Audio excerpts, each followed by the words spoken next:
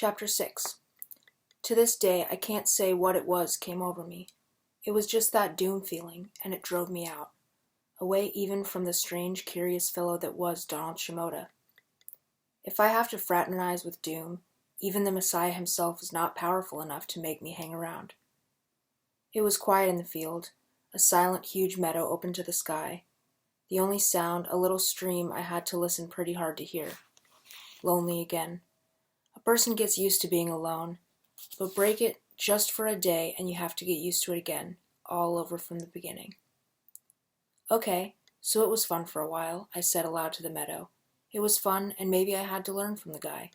But I get enough of crowds even when they're happy.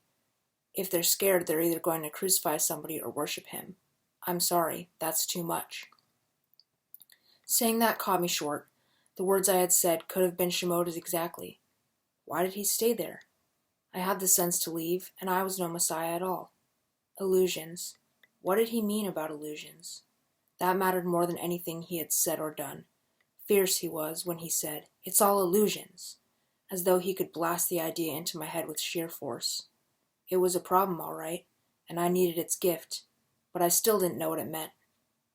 I got a fire going after a while, cooked me up a kind of leftover goulash of bits and pieces of soybean meat and dry noodles and 2 hot dogs from 3 days ago that boiling should have been good for.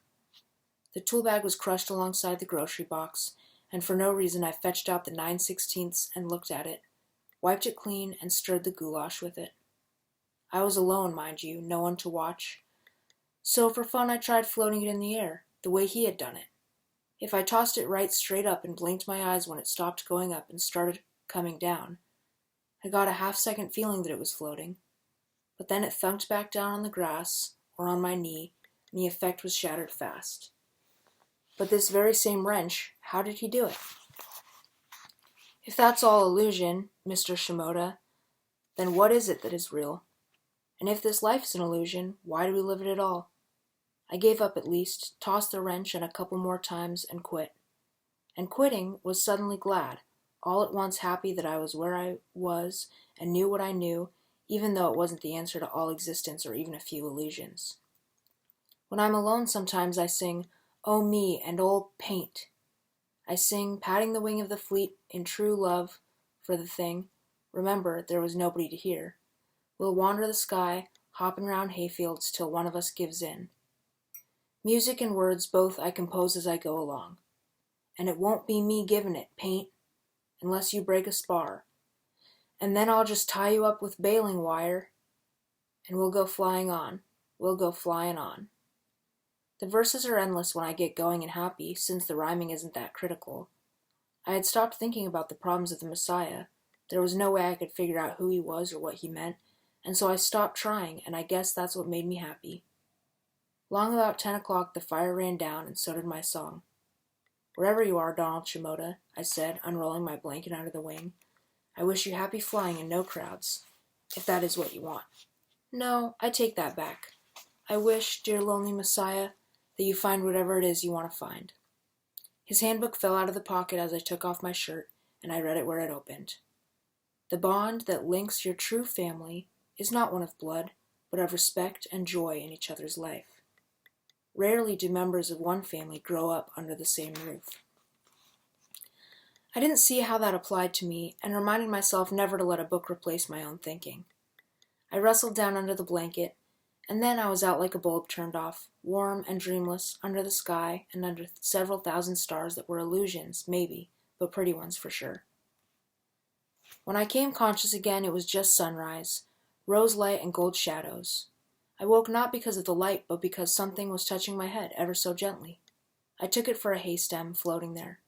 Second time I knew it was a bug, swatted wildly, and nearly broke my hand.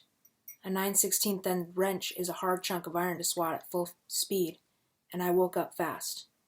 The wrench bounced off the aileron hinge, buried itself for a moment in the grass, then floated grandly to hover in the air again.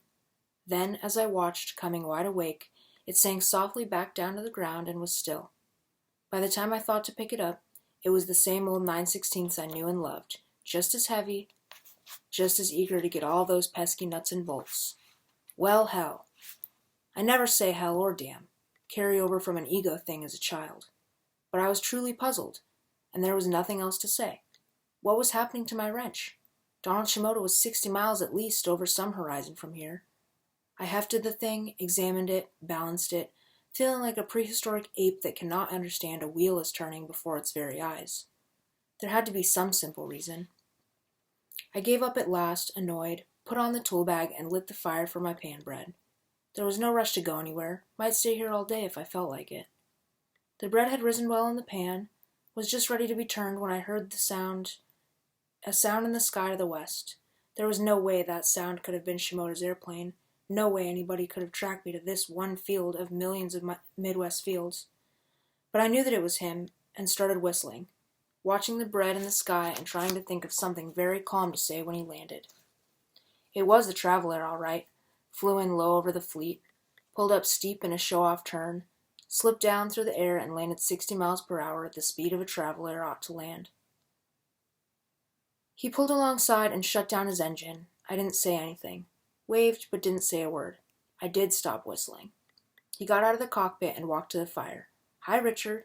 "You're late," I said. "Almost burned the pan bread." "Sorry." I handed him a cup of stream water and a tin plate with half the pan bread and a chunk of margarine. "How'd it go?" I said. "Went okay," he said with an instant half-smile. "I escaped with my life." Had some doubts he would.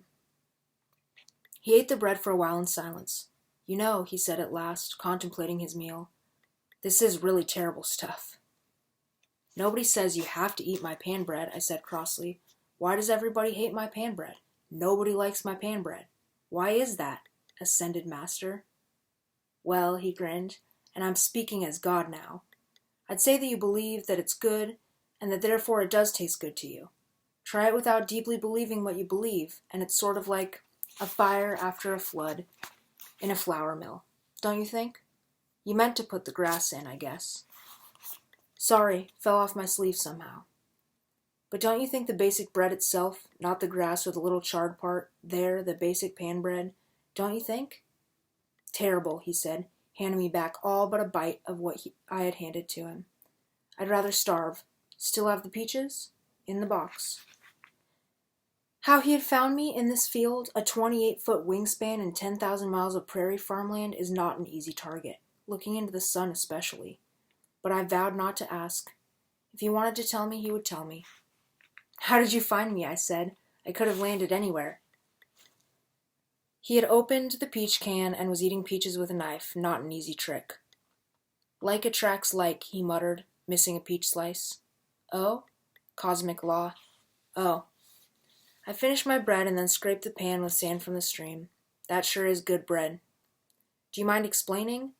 How is it that I am like your esteemed self? Or did by like you mean the airplanes are alike, sort of?" "We miracle workers gotta stick together," he said. The sentence was both kind of horrifying the way he said it. Don, referring to your last comment, perhaps you'd like to tell me what you had in mind. We miracle workers?" From the position of the 9/16 on the tool bag, I'd say you were running the old levitate the end wrench trick this morning. Tell me if I'm wrong. "Wasn't running anything. I woke up. The thing woke me up. By itself." "Oh, by itself," he was laughing at me. "Yes, by itself." Your understanding of your miracle working, Richard, is as though your understanding of bread baking. I didn't reply to that, just eased myself down on my bedroll and was quiet as could be. If he had something to say, he could say it in his own good time. Some of us start learning these things subconsciously. Our waking mind won't accept it, so we do our miracles in our sleep. He watched the sky and the first clouds of the day. "Don't be impatient, Richard. We're all on our way to learning more. It will come to you a little faster now, and you'll be a wise old spiritual maestro before you know it." "What do you mean, before I know it? I don't want to know it. I don't want to know anything." "You don't want to know anything. Well, I want to know why the world is, and what it is, and why I live here and where I'm going next. I want to know that, how to fly without an airplane if I had a wish." "Sorry." "Sorry what?" "Doesn't work that way. If you learn what this world is, how it works, you automatically start getting miracles. What will be called miracles. But of course nothing is miraculous. Learn what the magician knows, and it's not magic anymore. He looked away from the sky. You're like everybody else. You already know this stuff. You're just not aware that you know it yet. I don't recall, I said. I don't recall your asking me whether I want to learn this thing, whatever it is that has brought you crowds and misery all your life. Seems to have slipped my mind. As soon as I said the words I knew that he was going to say I'd remember later, and that he'd be right.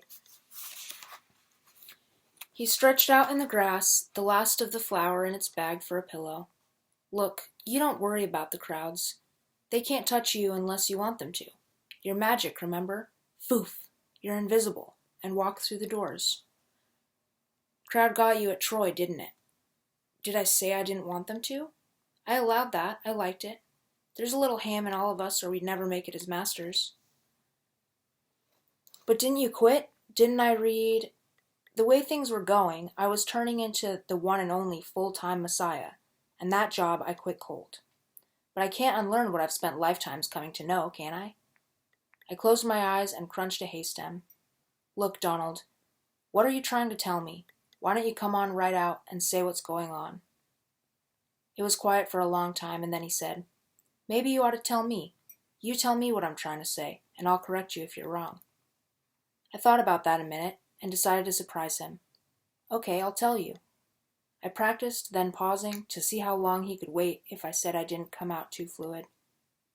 If what I said didn't come out too fluid.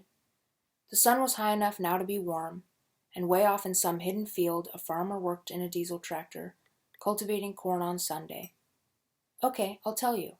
First of all, it was no coincidence when I first saw you landed down in the fields at Ferris, right? He was quiet as the hay growing. And second of all, you and I have some kind of mystical agreement which apparently I've forgotten and you haven't. Only a soft wind blowing and the distant tractor sound wafting back and forth with it. There was part of me listening that I didn't think what I said was fiction. I was making up a true story. I'm going to say that we met 3,000 or 4,000 years ago, give or take a day. We like the same kind of adventures. We probably hate the same sort of destroyers. Learn with about as much fun, about as fast as each other. You've got a better memory. Our meeting again is what you mean by like attracts like, that you said. I picked a new hay stem. How am I doing? For a while I thought it was going to be a long haul, he said. It is going to be a long haul, but I think there's a slim outside chance that you might make it this time. Keep talking. For another thing, I don't have to keep talking, because you already know what things people know. But if I didn't say these things, you wouldn't know what I think that I know. And without that, I can't learn any of the things I want to learn. I put down my hay stem. What's in it for you, Don? Why do you bother with people like me? Whenever somebody is as advanced as you are, he gets all these miracle powers as byproducts. You don't need me. You don't need anything at all from this world. I turned my head and looked at him. His eyes were closed. Like gas in the travel air, he said. Right, I said. So all there is left in the world is boredom. There are no adventures when you know that you can't be troubled by anything on this earth. Your only problem is that you don't have any problems. That, I thought, was a terrific piece of talking. You missed there, he said. Tell me why I quit my job. Do you know why I quit the Messiah job? Crowds, you said. Everybody wanting you to do their miracles for them. Yeah, not the first, the second. Crowdophobia is your cross, not mine. It's not crowds that wear me. It's the kind of crowd that doesn't care at all about what I came to say. You can walk New York to London on the ocean. You can pull gold coins out forever and still not make them care, you know? When he said that, he looked lonelier than I had ever seen a man still alive. He didn't need food or shelter or money or fame. He was dying of his need to say what he knew, and nobody cared enough to listen. I frowned at him so as not to cry. Well, you asked for it, I said. If your happiness depends on what somebody else does, I guess you do have a problem. He jerked up his head, and his eyes blazed as though I had hit him with the wrench. I thought all at once that I would not be wise to get this guy mad at me. A man fries quick, struck by lightning. Then he smiled that half-second smile. You know what, Richard, he said slowly, you are right. He was quiet again, tranced almost by what I had said. Not noticing, I went on talking to him for hours about how we had met and what there was to learn. All these ideas firing through my head like morning comets and daylight meteors. He lay very still on the grass, not moving, not saying a word. By noon, I finished my version of the universe and all things that dwelled therein. And I feel I've barely begun, Don.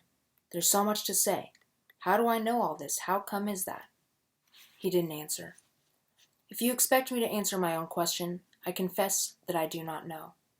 Why can I say all these things now, when I've never even tried before? What has happened to me? No answer. Don, it's okay for you to talk now, please. He didn't say a word.